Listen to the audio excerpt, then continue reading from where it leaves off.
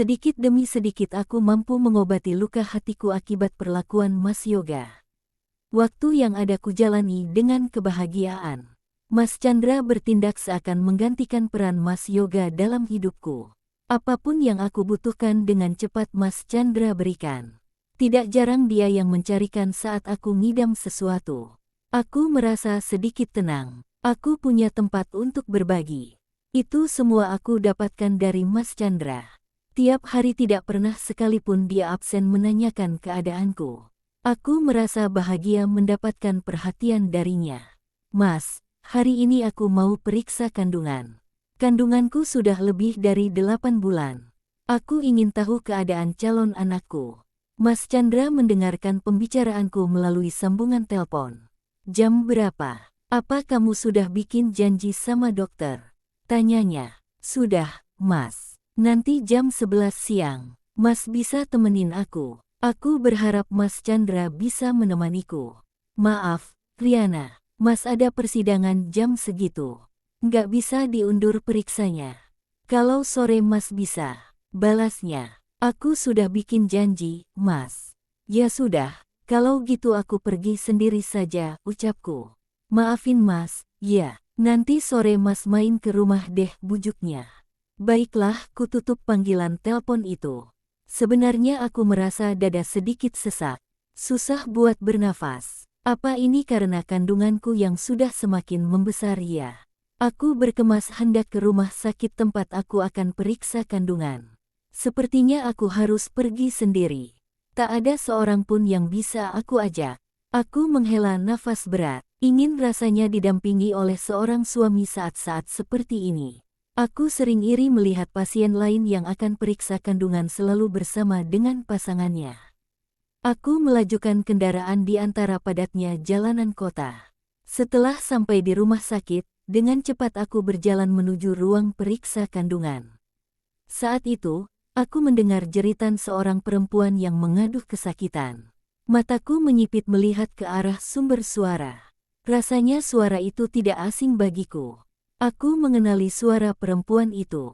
Tapi siapa? Aku mendekati para perawat yang mendorong kursi roda itu. Di sana duduk seorang perempuan sambil memegangi perutnya yang besar. Dia hamil. Kupandangi wajah perempuan itu. Aku langsung kaget melihat siapa dia. Ternyata itu Rindu. Aku melangkahkan kaki dengan cepat.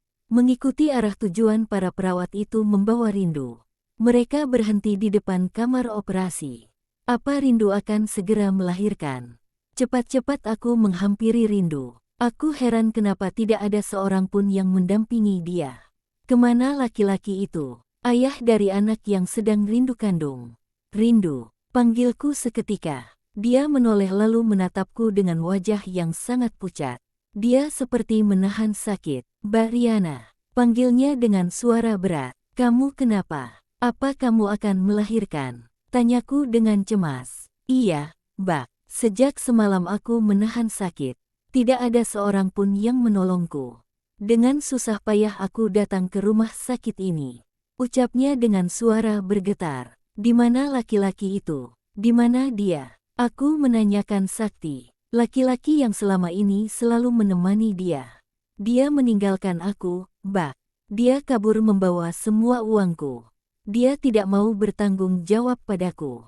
Dia pergi begitu saja setelah mendapatkan apa yang dia mau, Mbak.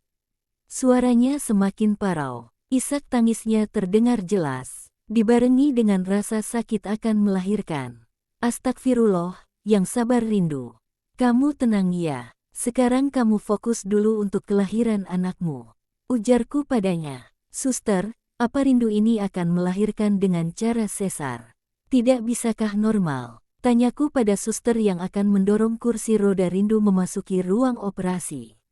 Iya, Mbak, dia harus operasi. Dokter sudah memeriksanya tadi. Anaknya sungsang, jadi harus operasi. Jawab suster itu. Aku hanya bisa terdiam mendengar penjelasan suster tadi. Rindu menatapku dengan raut wajah menahan kesakitan. Aku tak tega melihatnya. Bak keluarga pasien, tanya seorang suster padaku. Sedangkan Rindu sudah dibawa ke dalam ruang operasi oleh suster yang lain. Iya, Aku keluarganya, kata-kata itu terlontar begitu saja dari mulutku. Tolong selesaikan semua biaya administrasi di resepsionis. Ucap suster itu lagi. Iya, suster. Jawabku cepat. Aku memutar haluan kembali ke belakang. Menuju meja resepsionis. Dengan cepat aku menyelesaikan pembayaran untuk operasi rindu. Aku tak memikirkan apapun lagi selain dia. Ada rasa iba dan kasihan yang muncul tiba-tiba dari dalam hatiku. Mungkin ini karena aku juga tengah hamil. Aku tidak tega melihat dia sendirian seperti itu. Sungguh keterlaluan laki-laki yang bernama Sakti itu. Dia bahkan tidak peduli dengan bayi yang Rindu kandung padahal itu adalah darah dagingnya sendiri. Aku mondar-mandir di depan ruang operasi.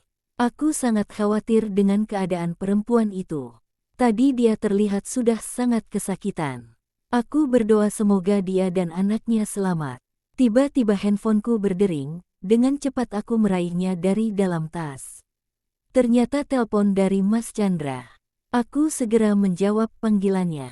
Ya, Mas, ucapku. Kamu di mana? Mas sudah selesai sidang. Mas akan nemuin kamu sekarang.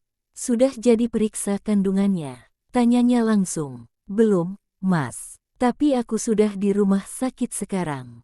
Terangku padanya. Loh, bukannya kamu bilang periksa kandungannya itu pagi? Ini sudah jam 12 loh.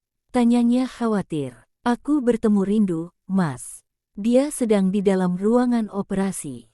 Dia akan melahirkan. Jawabku dengan suara cemas. Ngapain kamu nungguin dia lahiran? Dia sudah sangat jahat padamu. Sekarang periksa kandungan saja. Jangan pikirkan dia. Dia kan punya orang lain yang bisa mengurusnya. Jawab Mas Chandra dengan sedikit emosi. Sepertinya dia belum bisa memaafkan kesalahan Rindu.